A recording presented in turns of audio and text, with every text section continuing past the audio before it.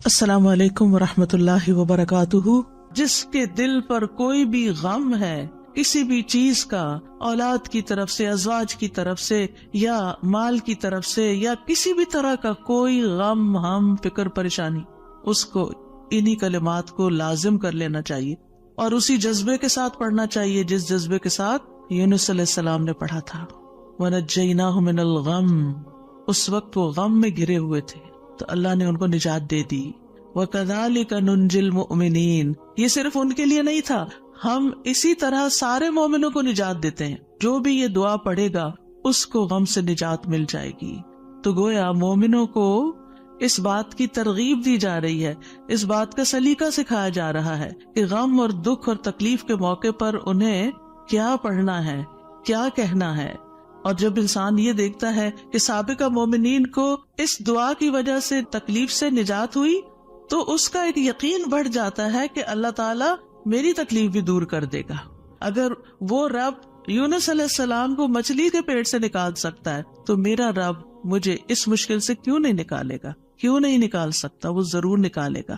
تو اس سے خاص طور پر یہ بات پتہ چلتی ہے کہ تحلیل یعنی لا الہ الا اللہ اور تسبیح سبحان اللہ یا سبحانک، یہ ہر غم کو دور کرنے کے لیے مجرب نسخے ہیں۔ یہ دو چیزیں کرب اور مصیبت سے نجات دلاتی ہیں۔ تو جو شخص بھی اللہ کی کتاب پر ایمان رکھتا ہے، قرآن مجید کو اللہ کا کلام سمجھتا ہے، اللہ کے وعدے پر بھروسہ کرتا ہے، اللہ کی اس بات کو سچا سمجھتا ہے، تو پھر وہ اسی طریقے پر اس دعا کے ساتھ اپنے رب کو پکارے تو اللہ تعالیٰ اس کی دعا قبول کرے گا اور اس کو غم سے نجات دے گا۔ اس دعا کی فضیلت کے بارے میں احادیث بھی آتی ہیں۔ نبی صلی اللہ علیہ وسلم نے فرمایا، ذُنُّون کی دعا جب وہ مچھلی کے پیٹ میں تھے، یعنی لا الہ الا انت سبحانک انی کنت من الظالمین، جب بھی کوئی مسلمان کسی معاملے میں ان الفاظ کے ساتھ اپنے رب سے دعا کرے، وہ دعا اس کے لیے ضرور قبول ہوگی۔ اللہ سبحانہ تعالیٰ کے بعد نبی صلی اللہ علیہ وسلم نے بھی اس بات کو کنفرم کیا ہے کہ یہ دعا مسائل کا حل ہے۔ بہت لمبے چوڑے وظیفے پڑھنے کی بھی ضرورت نہیں، لیکن پڑھے تو کوالٹی کے ساتھ، درد کے ساتھ، تڑپ کے ساتھ، تکرار کے ساتھ، اصرار کے ساتھ، افتقار کے ساتھ، اپنی محتاجی ظاہر کرتے ہوئے، اپنی غلطی کا اعتراف کرتے ہوئے۔ اسی طرح سلسلہ صحیحہ کی حدیث ہے، رسول اللہ صلی اللہ علیہ وسلم نے فرمایا، کیا میں تمہیں ایسی چیز نہ بتا دوں کہ جب تم میں سے کسی آدمی کو رنج و الم اور دنیا کی آزمائشوں میں سے کوئی آزمائش آئے، دنیا کی آزمائشوں میں سے کوئی آزمائش آئے تو وہ اس دعا کو پڑھے تو اس کی تکلیف دور ہو جائے گی۔ تو آپ سے کہا گیا کیوں نہیں؟ آپ نے فرمایا وہ مچھلی والے کی دعا ہے، لا الہ الا انت سبحانک انی کنت من الظالمین، کہ جس کو بھی آزمائش آئے وہ یہ دعا پڑھ لے تو اس کی دعا قبول ہو جائے گی، آزمائش ختم ہو جائے گی۔ ایک روایت میں آتا ہے، سعد کہتے ہیں، ایک مرتبہ مسجد نبوی میں میرا گزر عثمان بن عفان رضی اللہ عنہ کے پاس سے ہوا۔ میں نے انہیں سلام کیا، انہوں نے نگاہیں بھر کے مجھے دیکھا لیکن جواب نہیں دیا۔ میں عمر بن خطاب رضی اللہ عنہ کے پاس آیا، ان سے 2 دفعہ سوال کیا کہ کیا اسلام میں کوئی نئی چیز پیدا ہو گئی ہے؟ انہوں نے کہا نہیں، کیوں، کیا ہوا؟ میں نے کہا میں ابھی مسجد میں عثمان رضی اللہ عنہ کے پاس سے گزرا تھا، میں نے انہیں سلام کیا، انہوں نے نگاہیں بھر کے مجھے دیکھا لیکن جواب نہیں دیا۔ عمر رضی اللہ عنہ نے پیغام بھیج کر حضرت عثمان کو بلا لیا اور فرمایا کہ اپنے بھائی کے سلام کا جواب دینے میں آپ کو کیا رکاوٹ پیش آئی، کس چیز نے آپ کو روکا؟ عثمان رضی اللہ عنہ نے کہا کہ میں نے تو ایسا نہیں کیا۔ سعد کہتے ہیں میں نے کہا بالکل ایسا ہی کیا ہے۔ کہتے ہیں حتیٰ کہ عثمان رضی اللہ عنہ نے قسم کھا لی تو میں نے بھی قسم کھا لی۔ پھر عثمان رضی اللہ عنہ کو کچھ یاد آ گیا تو انہوں نے کہا بلا واستغفر اللہ واتوب الیہ، ہاں ایسا ہوا ہے، میں اللہ سے معافی مانگتا اور توبہ کرتا ہوں۔ آپ ابھی میرے پاس سے گزرے تھے، دراصل میں اس وقت ایک بات سوچ رہا تھا جو میں نے رسول اللہ صلی اللہ علیہ وسلم سے سنی تھی، اور اللہ کی قسم جب بھی مجھے وہ بات یاد آ جاتی ہے میری آنکھیں پتھرا جاتی ہیں اور میرے دل پہ پردہ آ جاتا ہے، یعنی مجھے اپنی ہوش نہیں رہتی۔ کہتے ہیں سعد نے کہا میں آپ کو اس کے بارے میں بتاتا ہوں۔ رسول اللہ صلی اللہ علیہ وسلم نے ایک مرتبہ کسی گفتگو کی ابتدا میں ایک دعا کا ذکر کیا تھا۔ تھوڑی دیر کے بعد ایک دیہاتی آیا، اس نے آپ کو مشغول کر لیا، یہاں تک کہ جب رسول اللہ صلی اللہ علیہ وسلم کھڑے ہوئے تو میں بھی آپ کے پیچھے پیچھے چلا گیا۔ جب مجھے اندیشہ ہوا کہ جب تک میں آپ کے قریب پہنچوں گا آپ اپنے گھر پہنچ چکے ہوں گے تو میں نے اپنا پاؤں زمین پر مارا تو رسول اللہ صلی اللہ علیہ وسلم نے میری طرف توجہ کی. پوچھا یہ کون ہے؟ ابو اسحاق ہے. کہتے ہیں میں نے عرض کیا جی یا رسول اللہ صلی اللہ علیہ وسلم. آپ نے فرمایا کیا بات ہے؟ کہتے ہیں میں نے عرض کیا کہ آپ نے ہمارے سامنے ابتدا میں ایک دعا کا تذکرہ کیا تھا اور پھر ایک دیہاتی نے آپ کو مشغول کر لیا اور آپ نے وہ بتائی نہیں دعا. آپ نے فرمایا ہاں وہ یونس علیہ السلام کی دعا ہے جو انہوں نے مچھلی کے پیٹ میں مانگی تھی, یعنی لا الہ الا انت سبحانک انی کنت من الظالمین. کوئی بھی مسلمان جب بھی کسی معاملے میں ان الفاظ کے ساتھ دعا کرے گا تو دعا ضرور قبول ہوگی. اب آپ دیکھیے کہ یہ صحابہ ہیں, یعنی کہنے کو تو یہ حدیث کا آخری حصہ میں سنا کے آگے چلتی, لیکن مجھے یہ بات اس لحاظ سے اچھی لگتی ہے کہ اس میں ہمارے سیکھنے کی کچھ اور باتیں بھی ہیں. وہ یہ کہ اتنے جلیل القدر صحابی جو رسول اللہ صلی اللہ علیہ وسلم کے انتہائی قریب تھے, یعنی ان سے پائس امت میں کون ہو سکتا ہے؟ حضرت عمر ہو, حضرت عثمان ہو, حضرت علی ہو, حضرت ابوبکر رضی اللہ عنہ ہو, لیکن انسان تھے اور ان پر بھی ایسی غیر معمولی کیفیات آتی تھی کہ وہ اپنی سوچوں میں یا اپنے حالت میں ایسے مشغول ہوتے تھے کہ ان کو سامنے کی چیز نظر نہیں آتی تھی. بعض اوقات ایسا کوئی غم ہوتا ہے, کوئی بات ہوتی ہے, ہو سکتا ہے نبی صلی اللہ علیہ وسلم نے آپ کی آخری وقت کے بارے میں فتنوں کی کوئی پیشن گوئی کی ہو, کیونکہ یہاں بات کا نہیں پتہ چلتا کہ کون سی بات ان کو ہر چیز بلا دیتی تھی. دوسری بات یہ کہ بعض اوقات انسان کا حافظہ ایسے ساتھ چھوڑ جاتا ہے کہ وہ کہتا ہے کہ یہ کام ہوا ہی نہیں. نہ صرف یہ کہ وہ کہتا ہے نہیں, بلکہ اس کے بعد قسم بھی کھا لیتا ہے. اور دونوں صحابہ نے قسم کھا لی. بعد میں احساس ہوتا ہے اوہ ہاں اب یاد آیا. ہو سکتا ہے آپ کے ساتھ کبھی ایسا کوئی مرحلہ ہوا اور اس کے بعد کس قدر شرمندگی ہوئی. پچھلے دنوں میرے ساتھ یہی ایک معاملہ ہوا. کسی نے مجھے کچھ امانت دی کسی کو دینے کے لیے اور میں جلدی میں تھی, جلدی سڑک کے ڈرار میں بھول گئی. اس کے بعد جس کی امانت تھی اس نے مجھ سے پوچھا تو میں نے کہا کہ بالکل نہیں, مجھے تو کچھ پتا نہیں, کچھ پتا نہیں. 2-3 دفعہ انہوں نے پوچھا, انہوں نے ہر دفعہ کہا مجھے کچھ پتا نہیں, ایسا کچھ بھی نہیں. لا حول ولا قوت الا باللہ. پھر جب اس شخص سے پوچھا گیا تو پھر دور جا کے مجھے یاد ہے, ہاں وہ میں نکل رہی تھی اور جلدی میں ایسے ہوا تھا. اور میں سوچوں کہ یا اللہ ایسی پھر تکلیف ہوتی ہے نا اندر, اتنی دفعہ میں نے غلط بیانی کی. حافظے کی کمزوری اب اس انسیڈنٹ کو بالکل بھول جانے کی وجہ سے. خاص طور پر اگر میں کلاس کے لیے نکل رہی ہوں اور مجھے کوئی کچھ بات کہے تو مجھے سمجھ نہیں آتی یہ کیا کہہ رہا ہے. یعنی آپ کی زندگی میں بھی کوئی ایسے اوقات ہوتے ہیں نا جب آپ کسی ضروری کام یا ضروری سوچ میں تو بچے آگے کچھ کہتے ہیں, وہ فلاں آیا ہے, فلاں کا فون ہے, اور آپ ایسے سنی انسنی کر دیتے ہیں جیسے آپ کو علم ہی نہ ہو. ہم سب انسان ہیں, ہم کمزور ہیں, ہم سے ایسی غلطیاں ہوتی ہیں, ہمیں ایسی غلطیوں کا احساس ہوتے ہی معافی مانگ لینی چاہیے. اور یہ جو ہم استغفار کرتے تو وہ کہتے کون سا گناہ کیا, کوئی گناہ تو ہے نہیں, اس بات کا استغفار. بے شمار گناہ ہیں ہمارے, اور ہم نے اپنا اعمال نامہ کوئی نہیں دیکھا اب تک کہ جس سے ہمیں یہ پتا چلے کہ وہ مٹ چکے ہیں کہ نہیں مٹ چکے, اور ہمیں اسٹل ابھی اور بھی معافی مانگنے کی ضرورت ہے. تو جب تک ہماری جان میں جان ہے ہم سے کچھ نہ کچھ غلطیاں, کمیاں, کوتاہیاں ہوتی رہیں گی, جانے انجانے. خلق الانسان ضعیفا, ہم کمزور پیدا کیے گئے, چاہے ہم نیکی کے, علم کے, اخلاق کے کسی بھی مرتبے پر ہوں, ہم کمزور ہیں, ہم میں کوئی بڑائی نہیں ہے اور ہم سب غلطیاں کرتے ہیں. تو ہونا کیا چاہیے, جو ہی یاد آئے غلطی تو غلطی کا اعتراف کر لینا چاہیے, معافی مانگ لینی چاہیے, بندوں سے بھی مانگ لینی چاہیے, اللہ سے بھی معافی مانگ لینی چاہیے, اور پھر اللہ تعالیٰ کی طرف رجوع کرنا چاہیے. اللہ سبحانہ و تعالیٰ معاف کر دینے والا ہے, اور وہی ایک اکیلا ہے جو مشکلات سے نکال سکتا ہے. یہ پکا یقین ہونا چاہیے, اور جتنا زیادہ یہ یقین ہوگا نا اتنا ہی زیادہ ہم اللہ کی طرف رجوع کریں گے, اتنا ہی زیادہ محبت کے ساتھ پھر اللہ ہی کو پکاریں گے کہ دروازہ یہی جس کو کٹکھٹانا ہے, ہمیں ادھر سے ہی مسئلہ حل ہونا ہے, اور کوئی رستہ نہیں ہے. جتنی توحید خالص ہوگی اتنی ہی دعا مؤثر ہوگی. اور یہ دعا جو ہے اس کو دعا الکرب بھی کہا جاتا ہے, تکلیف دور کرنے والی دعا.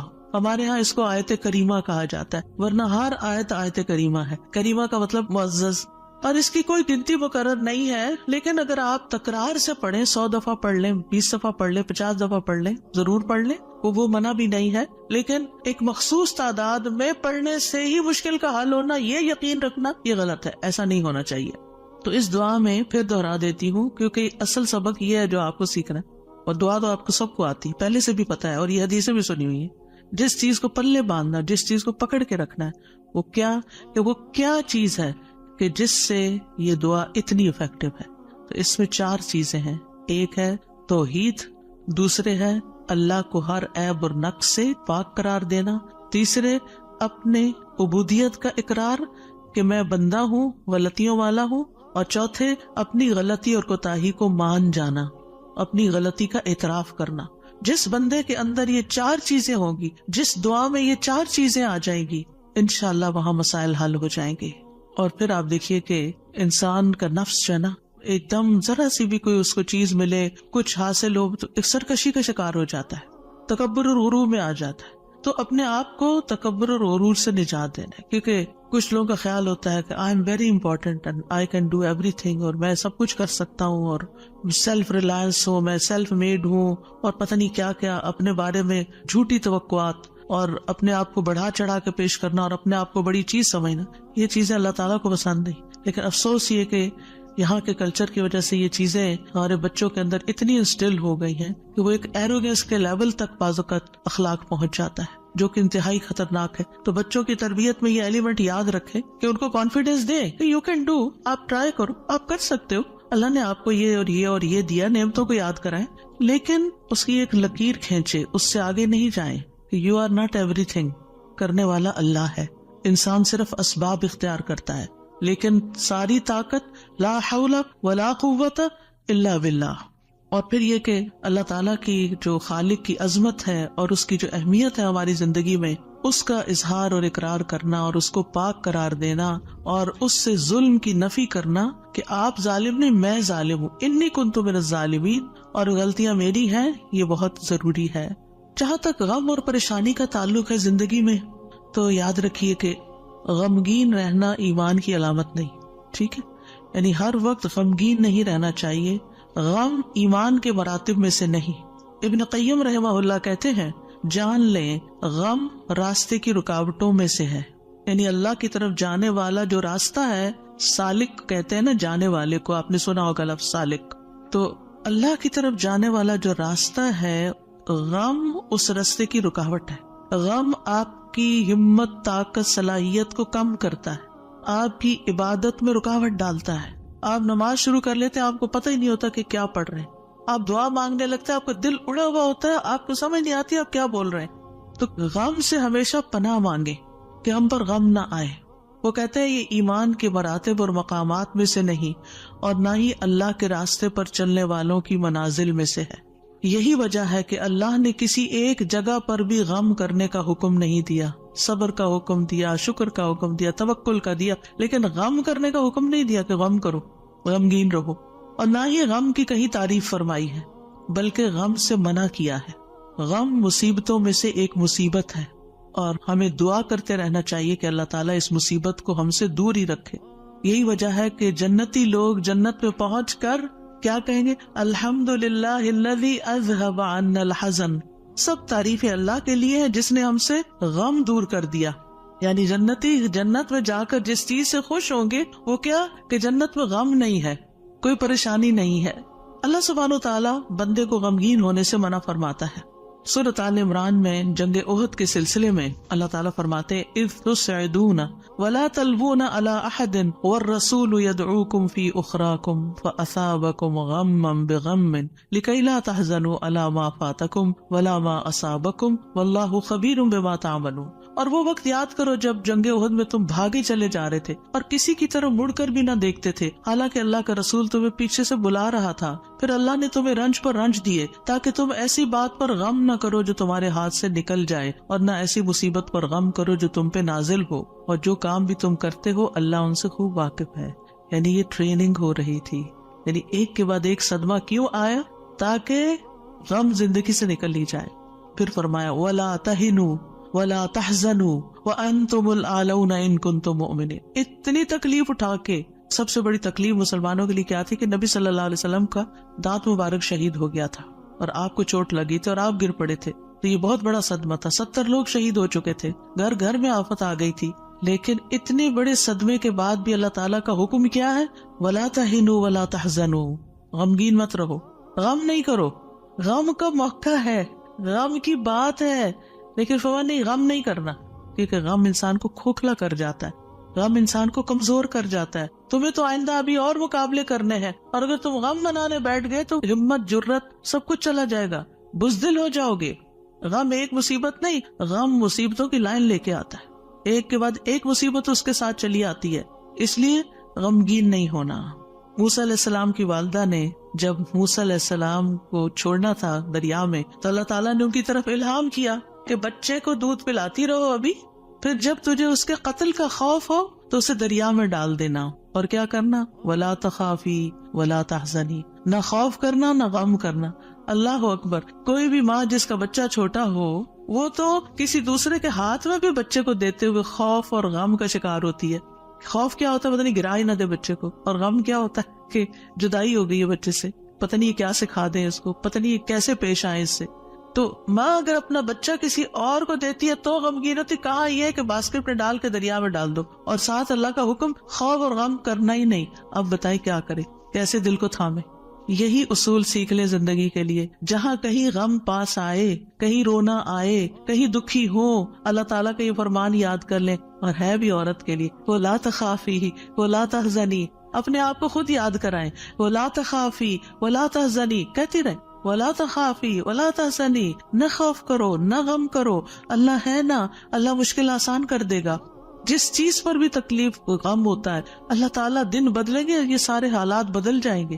آپ اگر اپنے ماضی کو دیکھیں، کتنے ہی واقعات ایسے ہوئے جن پہ آپ بے حد غمگین ہوئے، پھر ابھی کیوں نہیں ہو رہے؟ تو گزر گیا نا. تو اگر اس وقت بھی تھوڑا کنٹرول کر لیتے تو اچھا ہی تھا.